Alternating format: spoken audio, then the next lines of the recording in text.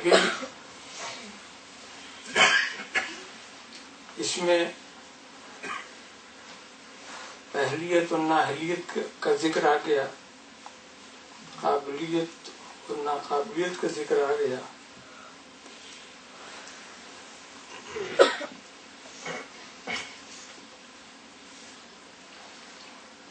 اصل میں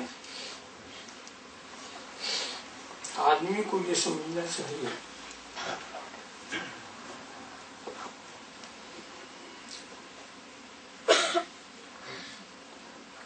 ایک چیز ہے بیعت،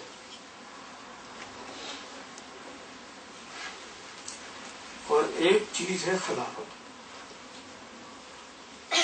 خلافت بہت اعلیٰ عرفہ چیز ہوتی ہے بیعت کے حساب سے۔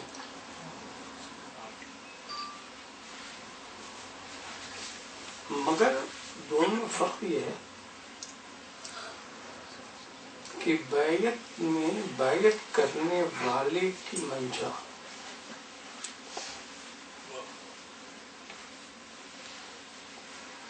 مرضی شامل حال ہونی چاہیے۔ بیعت بیچنا، کوئی چیز بغیر ارادے کے بیچی نہیں جاتی، بغیر ارادے کے خریدی نہیں جاتی۔ تو بیع و شرع کا فلسفہ یہ ہے کہ بیچنے والا بیچنا چاہے، خریدنے والا خریدنا چاہے، تب بیعت ہوتی۔ اسی لیے نابالغ بچوں کی بیعت جائز نہیں جب تک ان کا ولی اجازت نہ دے، جو اس کے امور کا کفیل ہے، اس کے ماں باپ، اس کے بزرگ لوگ جب اجازت دے دیں، اس لیے کہ اس کے معاملات کی نگرانی وہ کرتے، تو بغیر ارادے کے کوئی کسی کی بیعت نہیں ہو سکتا، نہ کوئی کر سکتا لے سکتا۔ ہاں صرف یہ اللہ کے رسول کی شان ہے کہ بغیر کسی کی مرضی کے بھی اس کی بیعت لے سکتے۔ مرضی پوچھنے کی ضرورت نہیں، مرضی پوچھنے کی اللہ کے رسول کو ضرورت نہیں، وہ لے سکتے۔ اسی اختیار کی بنیاد پر حضرت عثمان غنی کی مرضی نہیں پوچھی، بیعت لے لی۔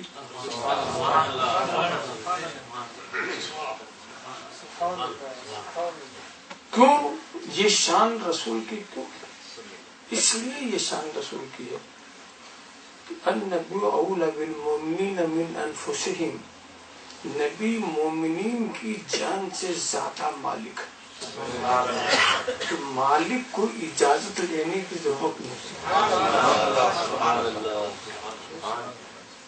اس لیے جس کی چاہے، یہ اختیار کسی اور پیر صاحب کو نہیں کہ بغیر خواہش کے کسی کو مرید کر لے۔ اگر یہ بات ہو تو پیروں کو آسانی مل جائے، گھر بیٹھے پوری دنیا کو مرید کر لے۔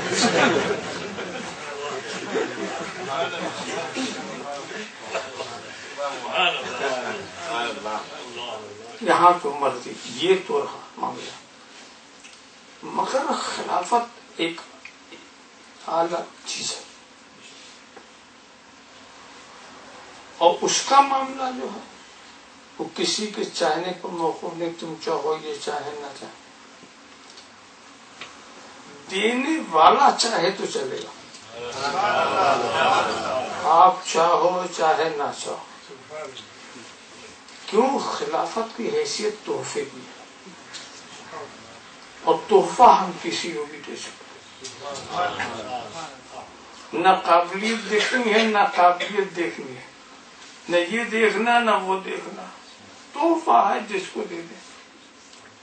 ایسے ایسے لوگ تحفے پیش کرتے ہیں جو ہمارے کام ہی کے نہیں ہوتے،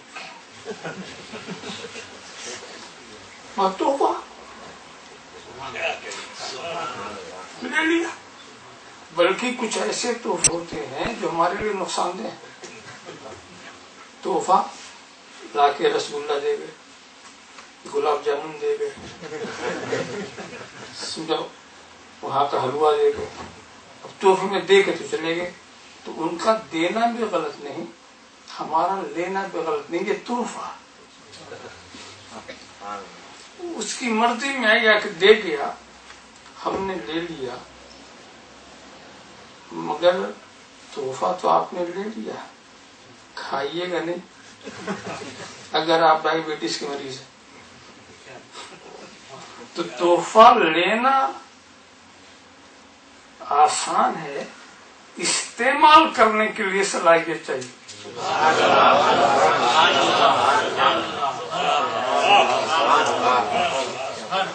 لے لیا تحفہ، ہم لوگ ایک گاڑی کھڑی ہوئی تھی، ہم نے کہا نیچے سب وہ گاڑی ہم آپ کو دیتے ہیں، نیچے چابی چاہیے، اب وہ آپ کی ہو گئی، آپ مالک ہو، مگر چلائیے گا نہیں اگر چلانا نہیں آتا، ورنہ گھر تک آپ نہیں پہنچیں گے، گاڑی بھی جائے گی آپ بھی جائیں گے۔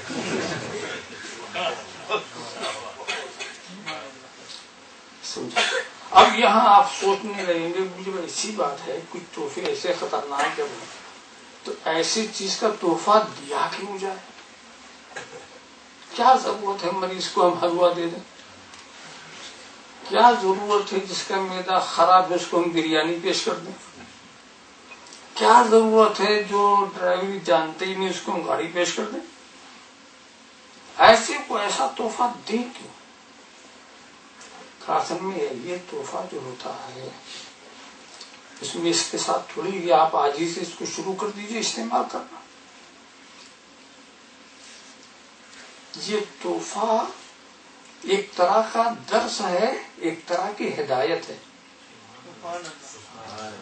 اس تحفے کے اندر ایک ہدایت چپکی ہوئی ہے، وہ یہ ہے کہ ہم یہ آپ کو دیتے ہیں، اس کو رکھیے، جب استعمال کے لائق ہو جائیے تو استعمال کیجیے،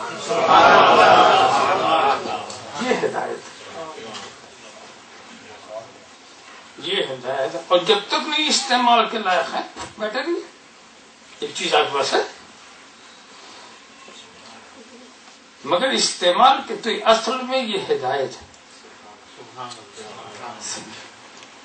تو دیکھنے میں یہ ہوتا ہے کہ اس کو کہتے ہیں یہ خلافت ہے، اور اس میں معنویت یہ ہے کہ یہ ابتدا میں ہدایت ہے،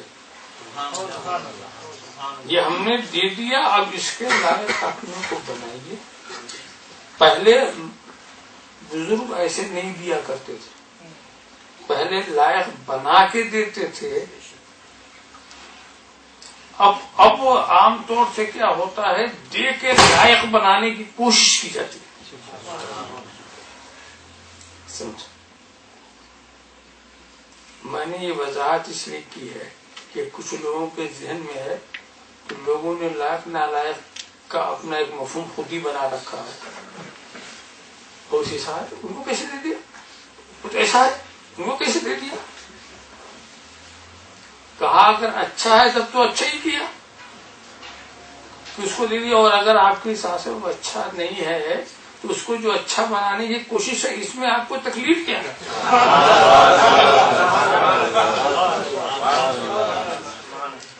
آپ کو پریشانی کیا اس میں؟ تو اس میں یہ ہے زمانے کے لحاظ سے احکام بدلتے ہیں۔ آج جس آسانی سے آپ بیعت ہو جاتے ہیں، کیا پہلے بزرگ ایسے کرتے تھے؟ وہ تو بیعت ہی لینے میں پوری صفائی کر دیتے تھے، اس کے بعد بیعت کرتے تھے۔ خلافت وہ اس وقت بیعت کرتے تھے جس وقت وہ خلافت کے لائق بھی ہو چکا ہوتا، اور دونوں نعمتیں وہ لے کے نکلتا تھا خانقاہ سے۔ سمجھا؟ اور اب معاملہ ایسا ہے کہ بیعت کرنے سے صرف آپ کا رشتہ بزرگان دین سے لگایا جاتا ہے، اس کڑی سے وابستہ ہو جائے، اور اس رسی کو پکڑ لیجئے جس کا ایک سرا غوث پاک کے ہاتھ میں، غریب نواز کے ہاتھ میں، اس رسی کو آپ پکڑ لو اور اسی کو مضبوطی سے پکڑے رہو۔ آپ کی طاقت ہوگی، آپ کے اندر طاقت ہوگی تو آپ اپنے پیروں سے چلیں گے، آپ کے اندر یہ طاقت آپ نہیں پیدا کر سکے تو گھسیٹنے والا گھسیٹ لے.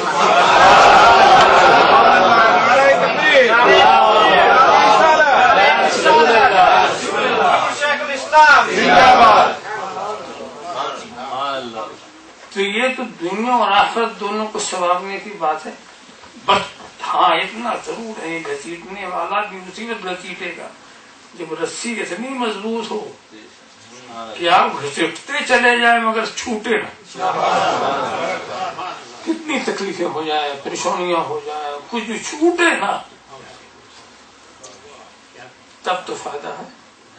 اور اگر تھوڑی سی تکلیف میں ہاتھ سے چھوڑ دیا آپ نے تو پھر آپ کو اس کا فائدہ نہ ملے گا. تو یہ سب اللہ کا فضل ہے. ہر دور کے تقاضے کچھ ہوتے ہیں. اس دور میں اگر وہ شرائط لیے جائیں تو کوئی بیعت ہی نہیں ہوگا. اگر بیعت کی وہ شرائط کہ پہلے اچھی طرح سے. مگر سوال یہ ہے کہ جب ہر طرف خطرات ہی خطرات ہیں, ہر طرف دشمن ہی دشمن ہے, ہر طرف اندیشے ہی اندیشے ہیں, تو ایسے وقت میں یہ بیچارے کم پڑھے لکھے لوگ, کم عقل کم علم والے لوگوں کے لیے ضروری ہے کہ ان کو اکٹھا کر لیں اور ان کو ایک دامن تھما دیں, ایک مرکز بتا دیں کہ بیت کا سب سے بڑا فائدہ جو ہے مرکزیت کو قائم کرنا, سب سے بڑا فائدہ. کہاں سے آ رہے مولانا اس کا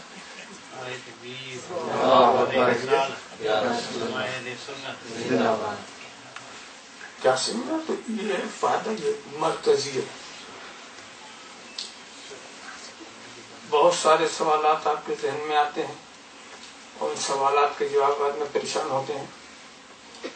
تو اگر آپ کسی کے ساتھ وابستہ ہیں تو ایک آخری بات آپ کے ذہن میں آتی ہے کہ پیچھا سے پیچھے یہ کیا ہے. بس یہ ذہن میں آیا اور بچ گیا, اور ورنہ اپنی عقل سے فیصلہ کریں گے تو شیطان جہاں چاہے لے جائے. اسی لیے جس کا کوئی مرکز نہیں, مرکزیت ہونی چاہیے. اور سب سے بڑا فائدہ بیعت ارادت کو ایک مرکز بنانا اور اس سے وابستہ ہونا, یہ سب سے بڑا فائدہ ہوتا ہے. طرف تبارک و تعالی ہمیں نیک عمل کی توفیق عطا فرمائے, اور جو بھی اس کی راہ میں ہمارے یہ احباب اور یہ لوگ جو دین کا کام کر رہے ہیں رب تبارک و تعالیٰ اسے قبول فرمائے اور ہمارے اور سارے خاندان والوں کے لیے مغفرت کا ذریعہ بنائے. وآخر دعوانا الحمد للہ رب العالمین. صلاۃ والسلام پر مولانا